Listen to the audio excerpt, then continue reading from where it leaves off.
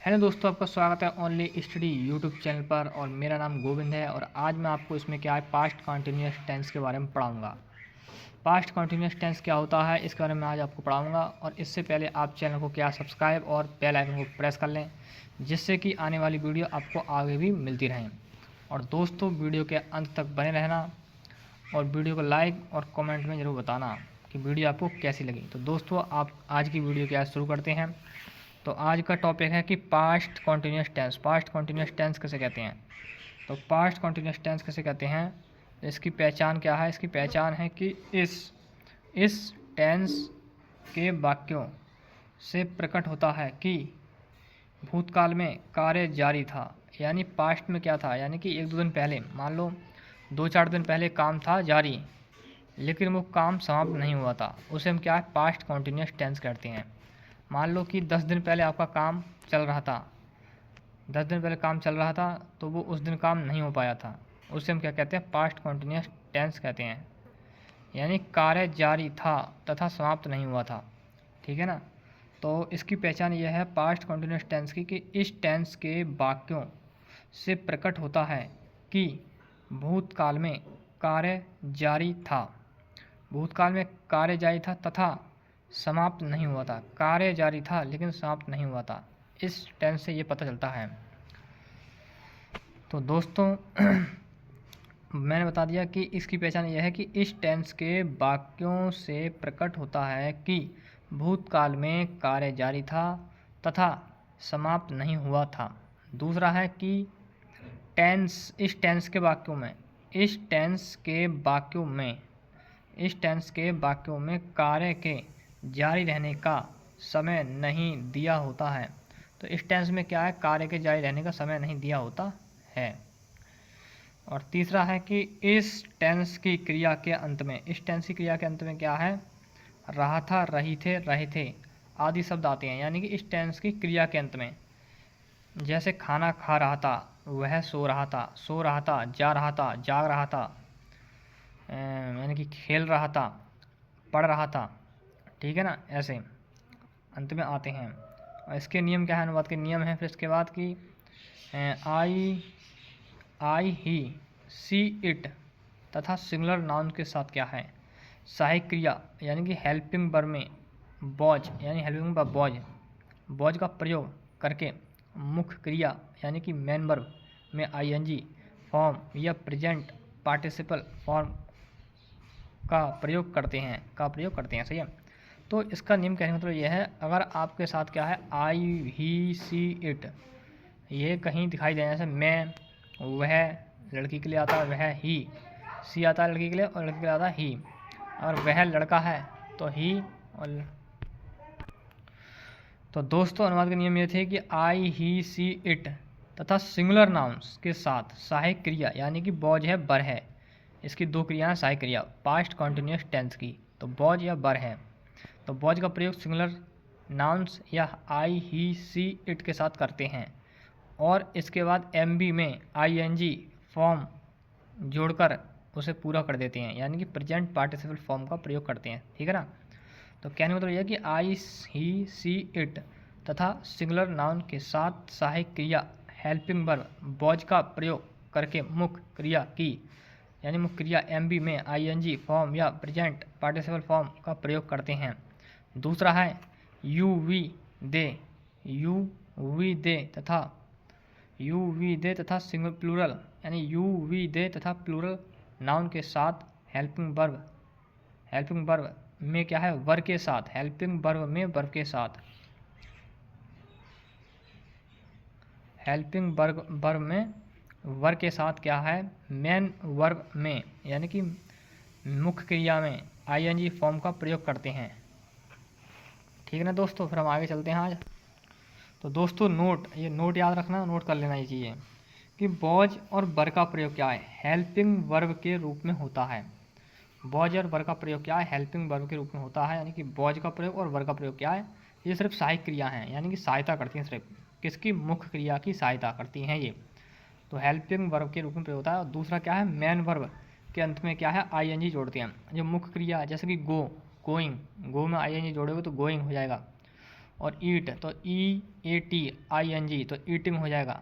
इसी प्रकार क्या है, तीसरा नंबर है कल के लिए, जो बीता हुआ कल है उसे स्टरडे का प्रयोग करते हैं। जैसे कल चला गया यानी कि ये कल बीता हुआ कल होता है, उसे हम स्टरडे का प्रयोग करते हैं। अब आते हैं हम टेंस के प्रयोग पर, यानी कि सेंटेंस पर आते हैं। यानी कि नंबर 1 है अफर्मेटिव सेंटेंस या पॉजिटिव। अफर्मेटिव सेंटेंस जिसमें कि नॉट का प्रयोग नहीं होता है, कुछ भी नहीं आता है, यानी नॉट आता है या क्वेश्चन वर्ड होता है, बिल्कुल सिंपल, जिसमें नॉट का प्रयोग नहीं होता है। ठीक है, ये समझ लो आप। तो फॉर्मूला क्या है इसका, फॉर्मूला याद रखना, मेन चीज़ यही है कि सब्जेक्ट प्लस वॉज या वर्ब प्लस वर्ब की फर्स्ट फॉर्म में ING जोड़ेंगे। वर्ब की फर्स्ट फॉर्म में क्या है, ING जोड़ेंगे, और फिर ऑब्जेक्ट, फिर क्वेश्चन, यानी क्या है, फुल स्टॉप, ऑब्जेक्ट और फुल स्टॉप। जैसे कि पहला सेंटेंस है, पहला वाक्य है कि तुम अपना पाठ याद कर रहे थे। तो तुम अपना पाठ याद कर रहे थे, तो you were learning your lesson. तो सब्जेक्ट आ गया, वॉज या वर्ब में से वर आ गया, क्योंकि यू यानी कि जो सब्जेक्ट के अनुसार क्या है, हम वॉज या वर्ब का प्रयोग करेंगे। अगर प्लूरल या यू वी दे है तो हम क्या है, वर का प्रयोग करेंगे। और सिंगुलर है या सिंगुलर नाउन से, जैसे कि ही सी इट है, तो हम क्या है, वॉज का प्रयोग करेंगे। ठीक है ना। तो तुम अपना पाठ याद कर रहे थे, तो you were learning your lesson. कल वर्षा हो रही थी, तो इट वॉज रेनिंग स्टरडे। तो कल के लिए क्या है, यानी कल वर्षा हो रही थी, अब नहीं हो रही है, यानी बीता हुआ कल है यहाँ पर। और इट का प्रयोग क्यों कर रहे हैं, क्योंकि यहाँ पर सब्जेक्ट नहीं दिया है, और जहाँ सब्जेक्ट नहीं दिया होता है, सब्जेक्ट हमेशा इट है, यानी कल वर्षा हो रही थी, तो इसमें सब्जेक्ट नहीं, तो इसके लिए हम क्या है, इट मानते हैं। तो इट वॉज रेनिंग स्टरडे, तो कल वर्षा हो रही थी। फिर वह अपना कपड़े धो रहा था, वह अपने कपड़े धो रहा था, तो he was washing his cloth. He was, यानी देखो दोबारा सुनो, तुम अपना पाठ याद कर रहे थे, you were learning your lesson. कल वर्षा हो रही थी, इट वॉज रेनिंग स्टरडे। फिर वह अपने कपड़े धो रहा था, तो he was washing his cloth. वह यहाँ पे क्या है, सिंगुलर नाउन है, यानी कि सिंगुलर नाउन नहीं, यानी कि वह क्या है, यानी सिंगुलर है, वह एक के लिए आता है, तो ही लाएंगे यहाँ पर। और इट भी यहाँ पर क्या है, एक है, और यू यानी तुम क्या है, बहुवचन है, यानी कि प्लूरल नाउन है, ये प्रोनाउन है, यानी कि, तो इसे यानी कि यू बोलते हैं। तो यू के साथ क्या हमेशा बर आता है, यू वी दे के साथ। और फिर हम नेगेटिव सेंटेंस, वी, इसका फॉर्मूला है सब्जेक्ट प्लस वॉज या verb plus not plus main verb की फर्स्ट फॉर्म में ING प्लस ऑब्जेक्ट। ING हमेशा फर्स्ट फॉर्म में लगती है। तो चपरासी, नंबर 1 क्या है, चपरासी फाइल नहीं ला रहा था। तो चपरासी फाइल नहीं ला रहा था, तो the peon was not bringing the file. The peon was not bringing the file, तो चपरासी क्या है, फाइल नहीं ला रहा था, यानी चपरासी फाइल नहीं ला रहा था।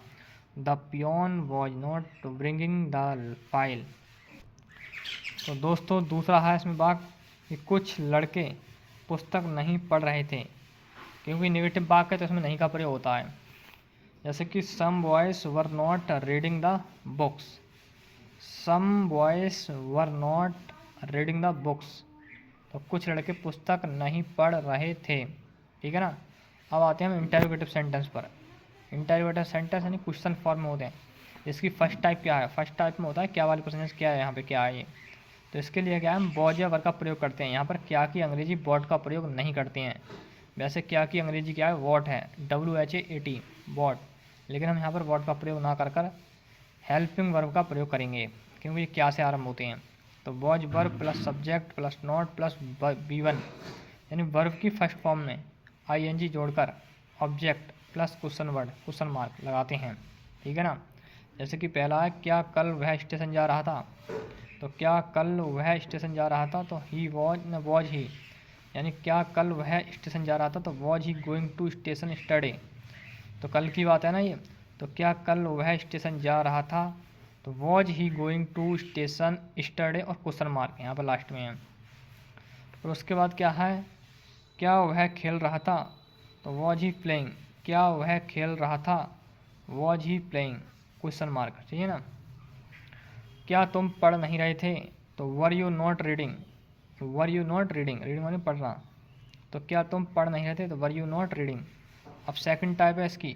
सेकंड टाइप क्या है कि प्रश्न वाक्य के बीच में क्या है, प्रश्न सूचक शब्द वाले वाक्य होते हैं ये। तो इनका फॉर्मूला क्या है, इनका फॉर्मूला है ये कि पहले तो क्वेश्चन वर्ड आएगा, जैसे कि व्हाट, वाई, यानी कि वॉट आएगा, वाई आएगा, और क्या कहते हैं विच है, ऐसे शब्द आएंगे, ठीक है ना। तो वॉट WH फैमिली मान लो, यानी वॉट है, वाई है, वेयर है, ठीक है ना। तो question word plus was ever helping verb plus subject plus not और वर्ब की फर्स्ट फॉर्म में ING plus object plus question mark, ठीक है ना दोस्तों बच्चों। जैसे कि एग्जाम्पल है, जैसे कि इसके आज तुम क्या खा रहे थे, तो क्या की अंग्रेजी यहाँ पर वॉट का प्रयोग होगा। तो what were you eating today, तो आज तुम क्या खा रहे थे, तो what were you eating today, और क्वेश्चन मार्क लगेगा, हमेशा याद रखना। कल तुम्हें कौन परेशान कर रहा था, तो कल तुम्हें कौन परेशान कर रहा था, तो हु वॉज टीचिंग यू स्टडे। आप कहोगे यहाँ पर सब्जेक्ट नहीं है, लेकिन यहाँ पर क्या है, हु सब्जेक्ट है, क्योंकि कल तुम्हें कौन परेशान कर रहा था। सब्जेक्ट हमेशा करता होता है जो कार्य करता है, तो कार्य कौन कर रहा है, कौन, ये कार्य कर रहा है, तो यही सब्जेक्ट है कौन। और कार्य जिस पर होता है उसे हम ऑब्जेक्ट कहते हैं। तो कल तुम्हें परेशान कौन कर रहा था, तो परेशान किसे कर रहे थे, तुम्हें कर रहे थे, यानी कि तुमको कर रहे थे, कौन कर रहा था, यही तो नहीं पता था ये कौन है, यही व्यक्ति कौन है, ये सब्जेक्ट है। तो हु क्या एक सब्जेक्ट भी है और एक क्वेश्चन वर्ड भी है, ये दोनों का काम करता है। तो हु वॉज टीचिंग यू स्टडे, तो कल तुम्हें कौन पसंद कर रहा था। तो दोस्तों आज की वीडियो यहीं तक, और वीडियो को बताना कैसी लगी, और लाइक और शेयर करना, और चैनल को सब्सक्राइब करना ना भूलें। तो दोस्तों आज के लिए इतना ही। Thank you for this video, watching for this video, यानी कि इस वीडियो को देखने के लिए। तो दोस्तों अब आगे कल मिलते हैं। जय हिंद, जय भारत।